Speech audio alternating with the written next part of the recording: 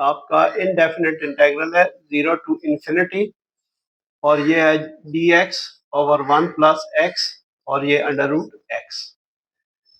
अब आप इस तरह करें कि अंडर रूट x जो है ना, इसको u पुट कर दें और u का स्क्वायर हो जाएगा x के बराबर, 2u du आ जाएगा dx। अगर x जो है ना वो 0 हो तो u भी 0, x अगर इन्फिनिटी को अप्रोच करे तो u भी इन्फिनिटी। तो अब हमारे पास इंटेग्रल आ जाएगा 0 to इंफिनिटी, और ये आ जाएगा जी 2 बाहर आ जाएगा, u du, और नीचे आ जाएगा 1 प्लस u स्क्वायर, और ये u से कैंसिल।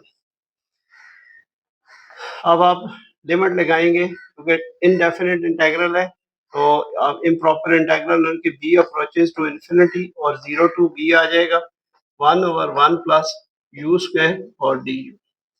1 प्लस यू स्क्वायर किसके इक्वल है जी? tan इनवर्स u, और ये 0 to b। अब ये आ जाएगा 2 limit b approaches to infinity tan inverse b minus, अब आप जो है ना tan इनवर्स 0 जो है ना वो 0 हो जाता है, तो यहाँ से आ जाएगा b अप्रोचेस टू इंफिनिटी है तो पाई बाई 2 हो जाएगा, 2 से कैंसिल, तो पाई जवाब।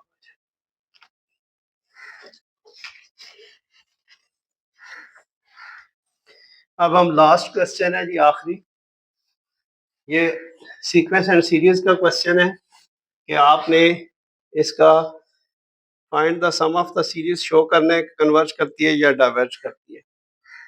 पांचवा क्वेश्चन है, देखें n है जी 1 to इंफिनिटी 3 की power n minus one over 6 की पावर n माइनस वन।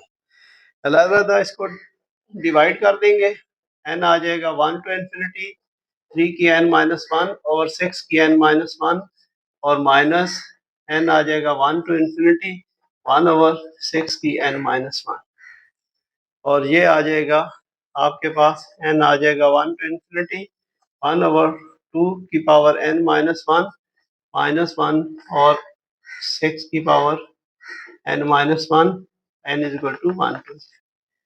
अब चूंकि इसमें जो है ना ये भी ज्योमेट्रिक है, ये भी ज्योमेट्रिक है, तो a आपका 1 है और r आपका 1/2 है, तो चूंकि mod of r less than 1 है, इसी तरह a इसका 1 है, r इसका भी 1 ओवर 6 है, तो आपके पास इसका फार्मूला हो जाता है s इंफिनिटी a और 1 माइनस r। तो यहाँ पहले पे लगाएंगे इस पे, तो ये आ जाएगा 1 over 1 minus 1 over 2 minus 1 over 1 minus 1 over 6। चले ये 1/2 आ जाएगा, और ये आ जाएगा आपके पास 5/6, तो ये आ जाएगा 2 माइनस 6/5। अब यह 10 माइनस 6 ओवर 5, तो ये आ जाएगा 4 ओवर 5, क्योंकि ये फाइनाइट नंबर है तो कन्वर्जेंट होगी। ठीक हो गया जी, इस तरह से हमने ये सारे फाइंड आउट कर लिए।